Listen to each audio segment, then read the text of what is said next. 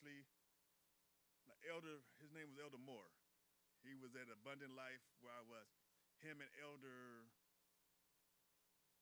I can't remember his name right now, but anyway, them two elders would literally push me almost every single week to do something.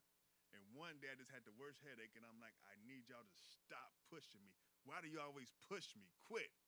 And one day, when they didn't push me, I was like, ooh, ooh, can I? So it was a pushing that got me to the point to where I started to learn things, and then all of a sudden, I became excited about what was coming. And I knew it was coming. This is the part of, I want to do this. I want to do the welcome. Let me do this. And I wanted to do these things. And then all of a sudden, it's like I can go out. I went all the way to Merced. And I was told that you're a minister. I said, yes, ma'am. She said, if you ever come to this church and we're not here and it's supposed to start at 7, she said, you better get up there and start it. All right. So I can't, it's hard for me to walk into church and something says it's supposed to start at a certain time. They'd be like, who is this behind the mic? I'm on my way. Yes, Josiah.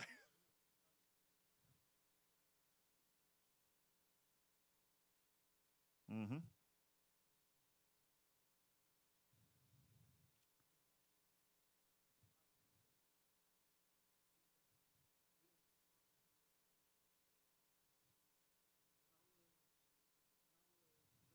Mm-hmm.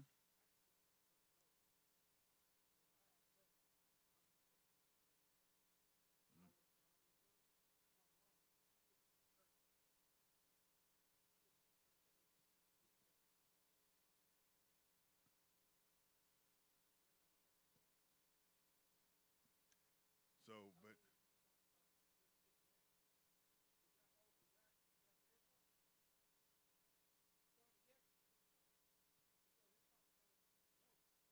for the most part, she's not even talking about the young people. She talking about the me's. Yeah.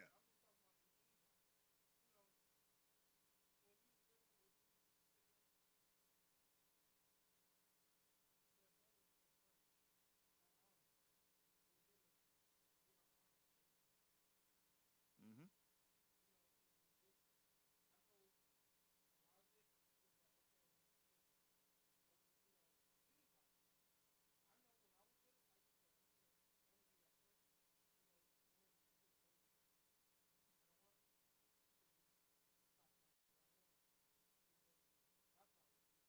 Right.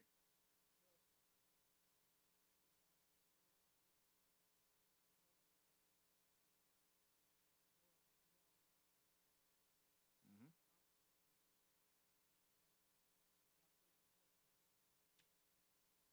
That's it. Now, here's the key to a lot of this. Yes, just give me a second. Here's the key to a lot of this.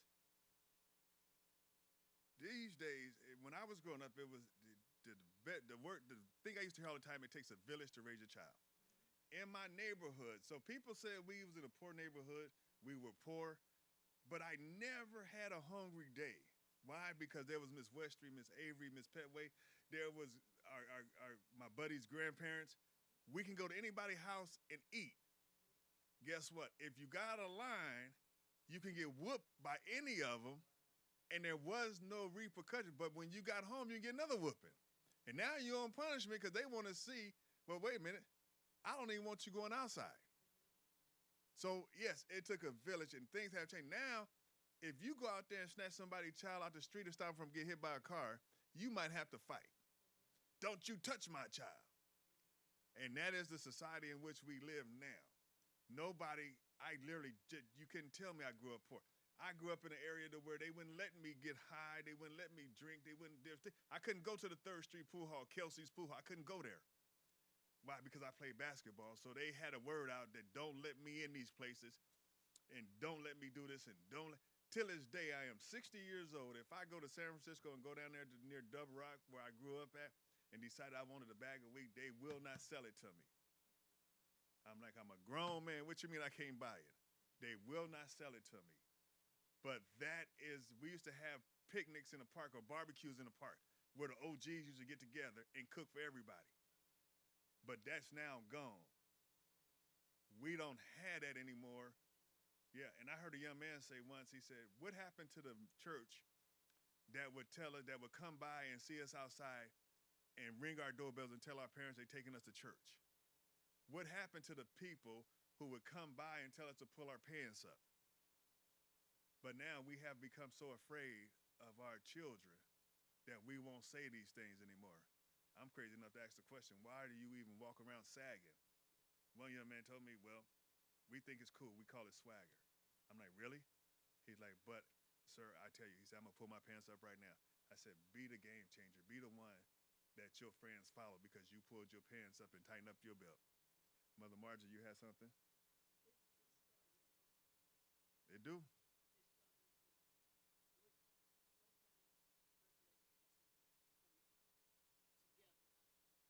Mm-hmm.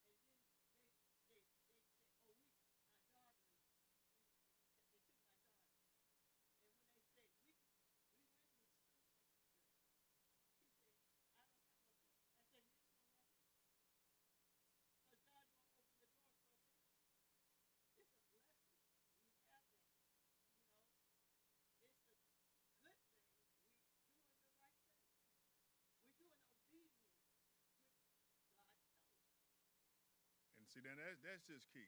When God puts it on you to do it, you just have to do it. Everybody not gonna line up. Everybody not gonna do it. But you do what God called you to do. Because I don't want to be the one. He said, wait a minute, but didn't I tell you to do? And you didn't do it because such and such didn't do it? I can't answer for Mother Margie. I can't answer for First Lady. I can only answer for me. So when I do something and God just told me to do, that's the only one I can only answer for me. I can't answer for my wife. I can't pray her into heaven. She has to be on. This is a personal walk. It's between me and thee. I tell my wife in a minute, I'm not asking God to change you. I'm asking God to change me. Because if you can't ask God to change you if you don't think something's wrong with you, and I'm not going to ask him to change you because I think it's something wrong with everybody. So I'm just asking God to change me. But I think that's part of being an effective leader is knowing that I have shortcomings. There's some things that I miss and I fall short of that I can ask God to change in me.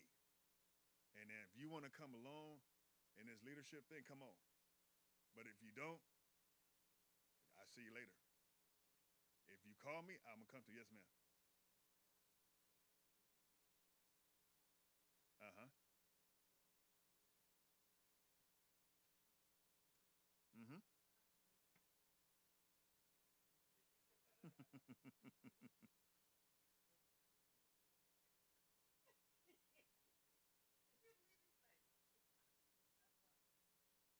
Mm-hmm.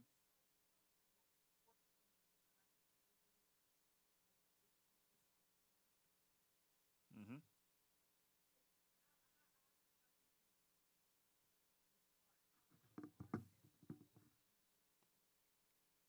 I'm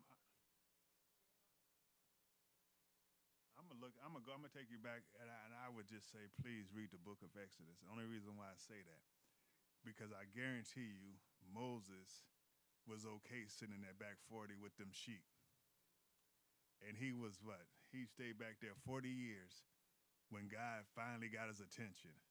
So he was okay in the back until God called him to come up to the front. Yes.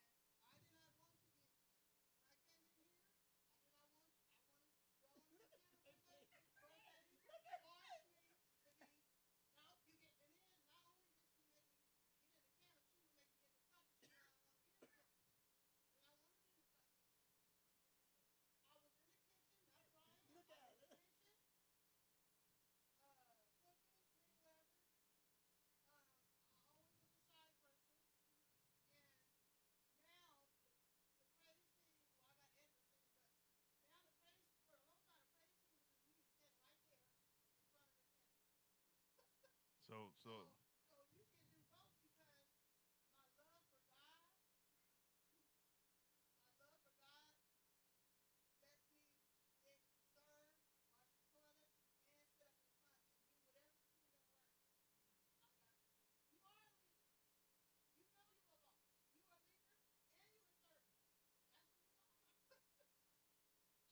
sound like First Lady's a bully, huh?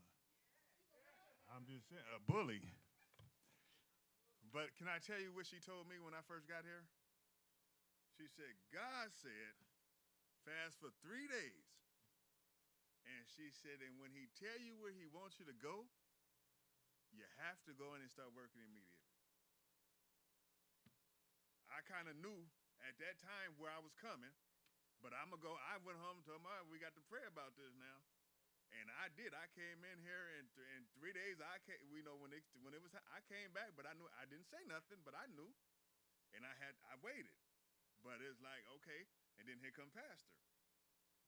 Here's a Bible study book. Here's a Sunday school book.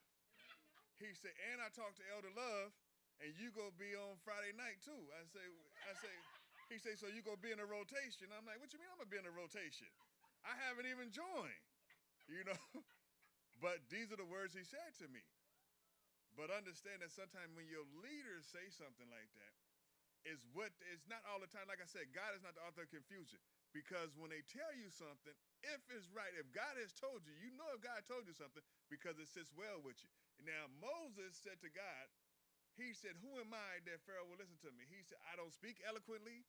He said, I tell you what, here come your brother Aaron. You tell him what I told you, let him speak for you. Moses was still a leader, but he just said, I couldn't speak eloquently. People say, well, Moses said, the Bible said Moses stuttered. I don't know if he stuttered or not because I don't remember reading that part, but I do remember him saying he don't speak eloquently. But it didn't diminish his leadership ability to go lead the people out of Israel. You know what I mean? So at some point he had to come from the back 40 out in the desert and do what God called him to do. And sometimes there was that nudge. He kept looking. And here's what I love about the Bible. There's nobody in the Bible that ever said that God wasn't who God said he was. Period. People knew. Moses knew who God was, but he wasn't, I'm going to say like this, he wasn't a Christian. But when he kept looking up and seeing that, he seen that bush up there burning and it was never consumed. But he knew who God was. And when he heard the voice of the Lord, he knew who he was. So my question to the class is, whose voice do you truly hear? Whose voice are you listening to? Because yes. Uh-huh.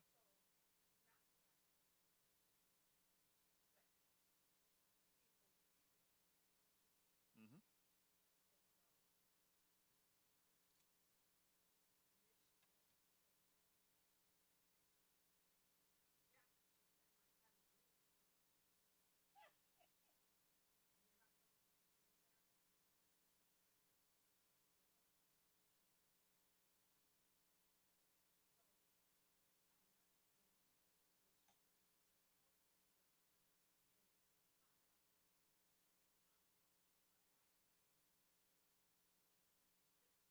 Because there's a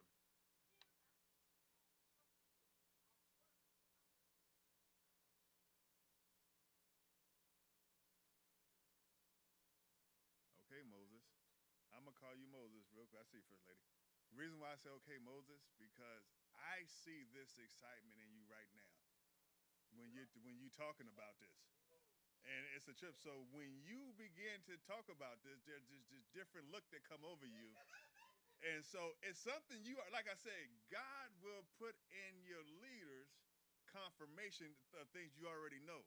It won't be confusing to you. It's just confirmation.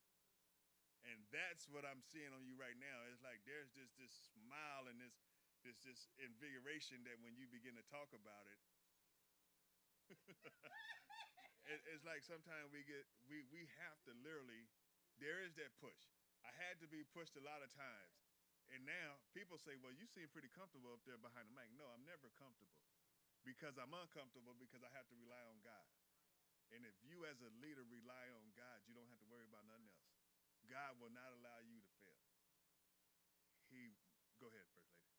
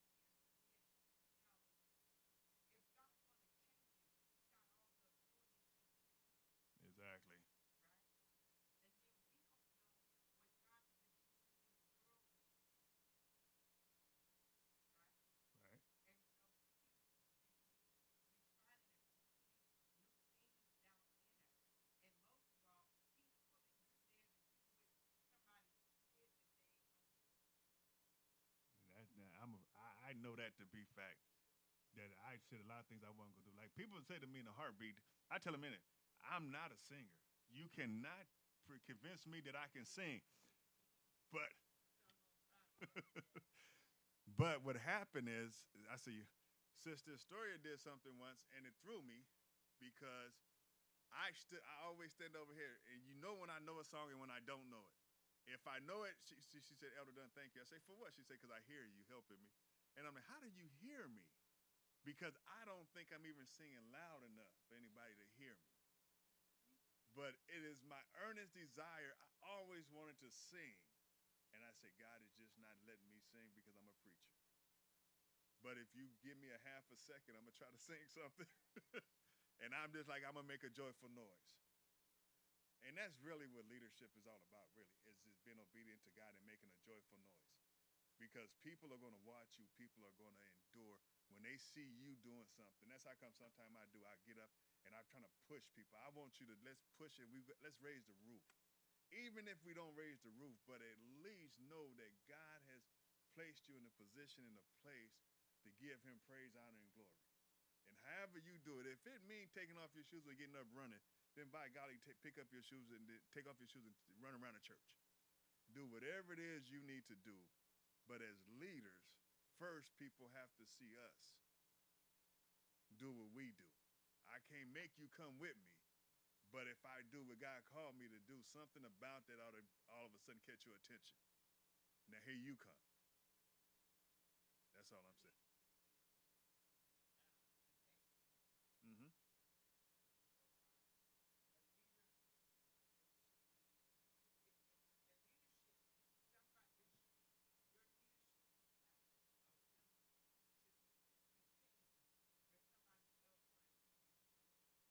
Exactly. Mm-hmm.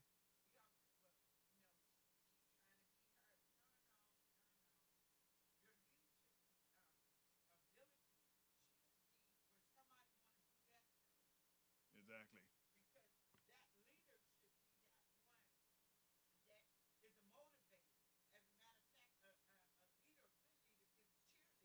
Mm-hmm. Yeah.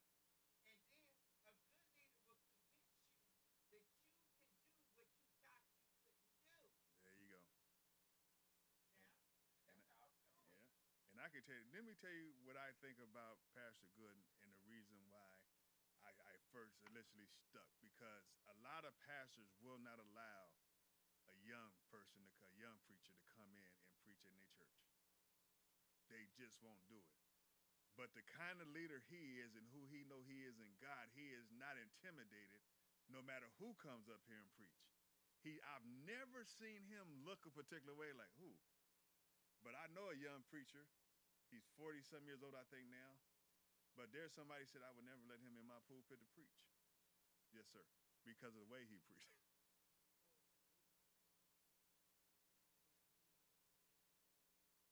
Did everybody what?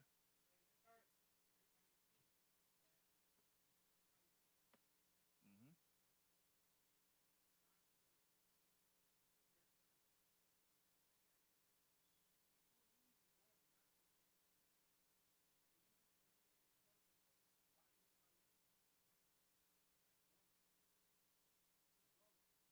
Let's see. That's where God. That's how come Moses meant so much to me because why me?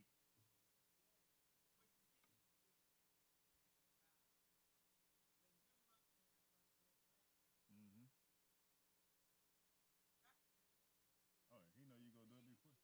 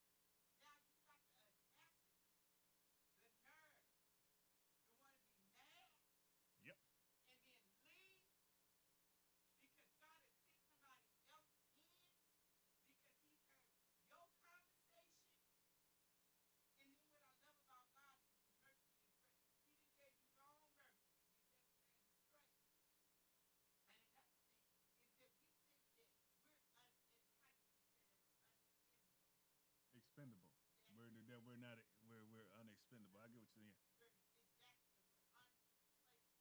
Yes.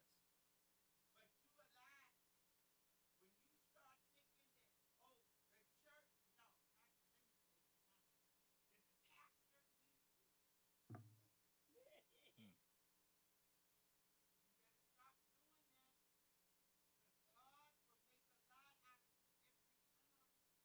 Yep.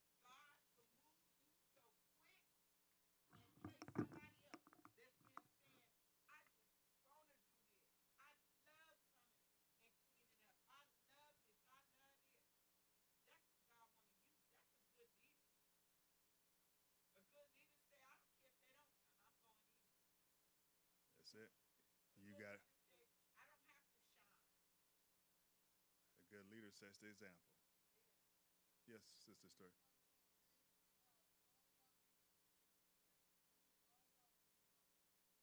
Mm-hmm.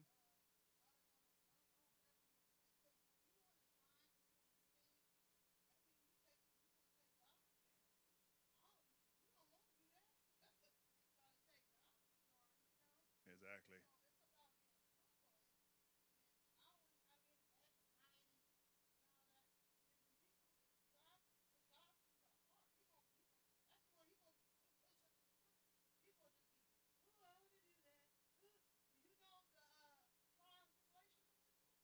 Mm.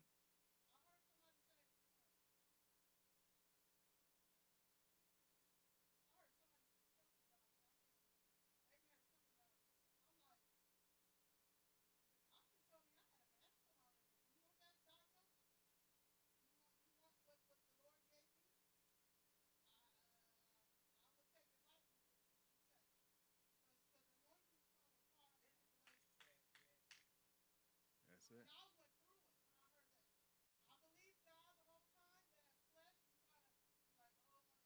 Yeah. I mean, that's just real.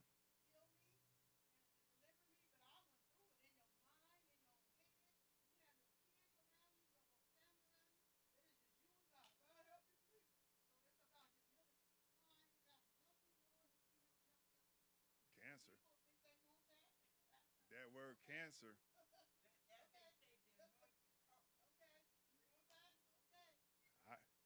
I I remember when they first told me, this lady called me from my doctor's office said, "Doctor want to see you because you have prostate cancer."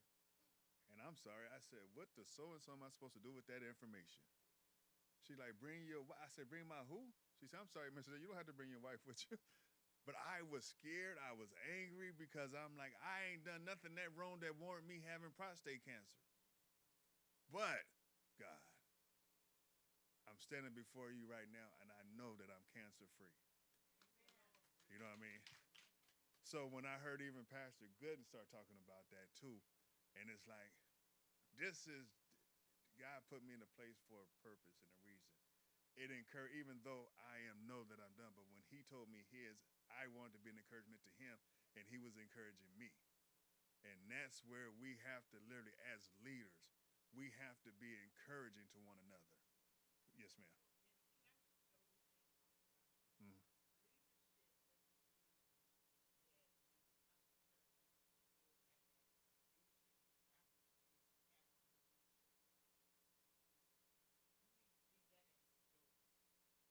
Okay. Mm-hmm.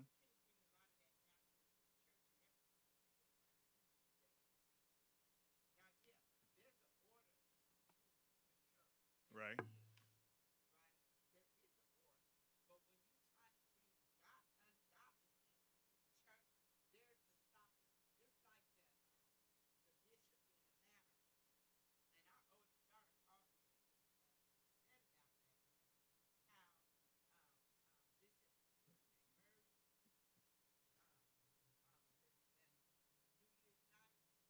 Oh, Bishop Okay, Murphy. Yes. Uh huh.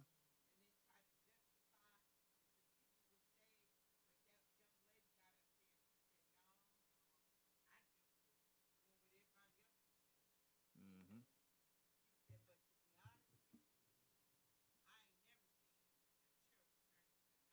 Yeah. I saw that when I first saw. I'm like, what? But see, the Bible tells us try the spirit by the spirit. If it don't sit well in your soul, if it don't sit well with your spirit, you know it's time to go. It's not the place for you to be, Josiah.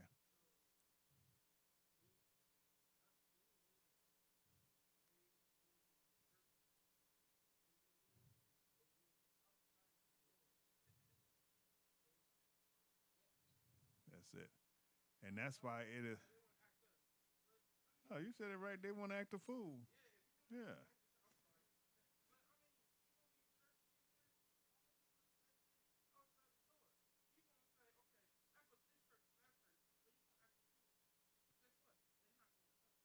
Yeah. But here, I'm gonna get this to you, and I'm sorry, y'all. We didn't even get to the rest of the the service. I mean, the lesson. But let me say this to you. Peter, when he saw Jesus out on the water, he said to him, Master, if that is you, bid me to come to you. And Jesus simply said, Come. And as long as he kept his eye on Jesus, he was walking on the water. It's when he heard other things around him, when he heard the winds and the waves and everything, and he decided to look around and he got scared and he began to sink. But at the same time, what did he do but call on Jesus? And Jesus pulled him up straightway. So what I'm trying to say is sometimes we get caught up. We cannot look at I didn't come to church for Pastor Good and First Lady, sisters. I didn't come to church for them, but I came to church because I was seeking something from the Lord. Keep your eye on who? Jesus. That's what's most important. Because I can see a whole lot of people. I knew a guy I played basketball for. His name was Gus Sanford. And he was our coach from the time I was 14 till I was 18. And he literally brought this young woman to the teenage. She's a teenager. She's our ages. Brought her to the game. And I saw her and I'm like, ooh, I like her. She was cute as she wanted to be. And he made it known that this is my daughter. Y'all better not touch her, look at her the wrong way or nothing. Turns out later on I found out that he was really molesting that child. And guess what? Guess what he was? He was a preacher. You know what I mean? So in other words, as long as you keep your eye on Jesus, everything else won't matter. Because guess what? The church is literally the spiritual hospital. I am here because, Lord, I'm sick. I'm looking for something. I am searching. So sometimes people put this false thing on us that because we're in church, everything's all right. I was only in church on Sunday because Elder Love texted me and said, looking forward to seeing you today. I literally was in such a bad way because for the first time after 20-something, my mother passed in 2000. But I woke up that Sunday morning and said, I'm just finna call my mama. And I'm like, oh, wait a minute. I can't. Everything I looked at on Facebook at 3 o'clock in the morning had to do with somebody's mama.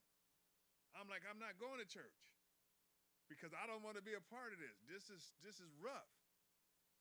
So I didn't want to be, but Elder Love texted me. And he simply said, looking forward to seeing you today. And it changed my attitude. So I came to church, and I'm glad I did. But what I'm saying, I was in the worst shape that I've ever been in over 20 years. So sometimes we have to, let's just stop looking at people as if everything's okay because they're in church. Because I'm a firm believer, and the preacher said to me once, I want you to understand that there's something about in-reach that's more important than outreach. I said, what do you mean? He said, because if you don't know that the person next to you is going through something, then how can they be effective in outreach? How is outreach effective? But you have to first deal with in-reach. How you doing today? Is everything all right? Is there some? Can I pray for you? That's what a leader does. A leader looks at somebody and says, are you okay today? It's never about what you can do. Is like, I want to make sure that you're okay, so when I ask you to do something, or if you ask to do something, now you can do it. Because if you've never had a situation where you feel like taking your own life, you don't know what it takes to be, what it gets you in that darkest of dark places. I was there once. So when I look at people, I see something in them and it just makes me cry because I'm like, Lord, why are they thinking like that? And then you can't always go up and say something to them. Sometimes you just go grab them by the hand, give them a hug, something, say it's going to be okay. And somebody said to me, honey, I need you to understand it's going to be okay. It's not your fault. And that was over the phone. But it changed the trajectory of my life. Because God is not going to let you do that. He didn't let me do it. He ain't going to let you do it. Yes.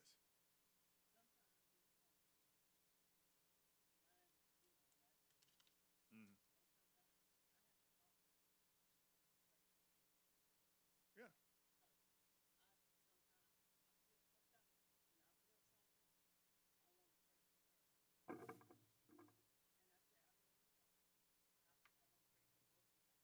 Yeah.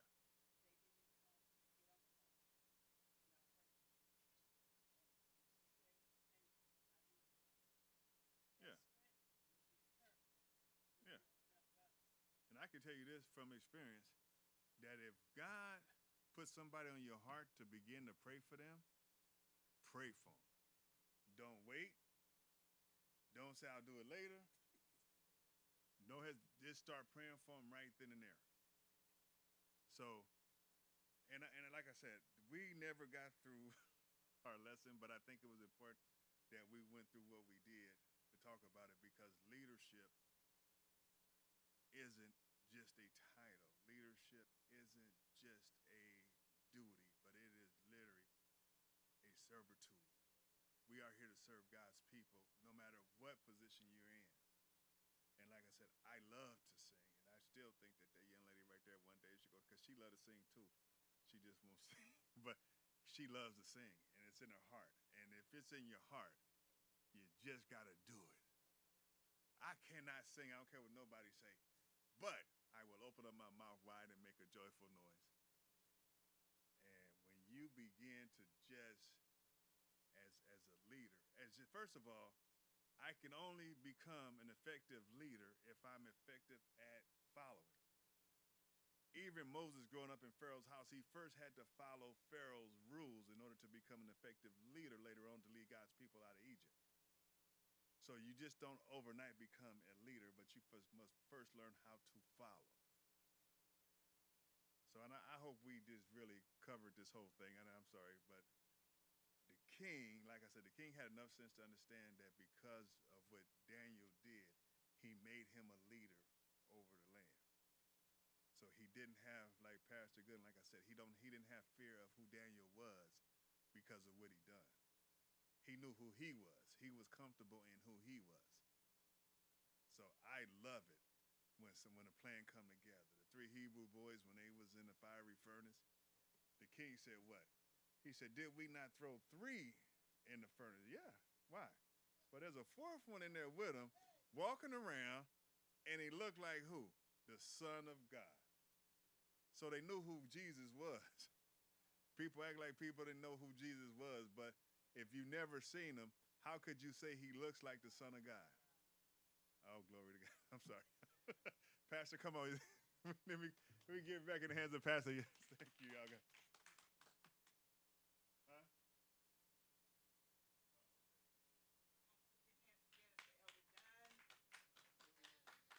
Amen. We thank God. Amen. For Elder Dunn. He's always encouraging. Amen. I love how he orates, how he puts things in order. Amen. So you can understand. Even a child could understand it. Amen. Amen. And that's how we need to be. Amen. Where a little one could understand what you're saying. Amen. Amen. That means that you're a good leader. Amen. But we got to remember things that's coming up soon.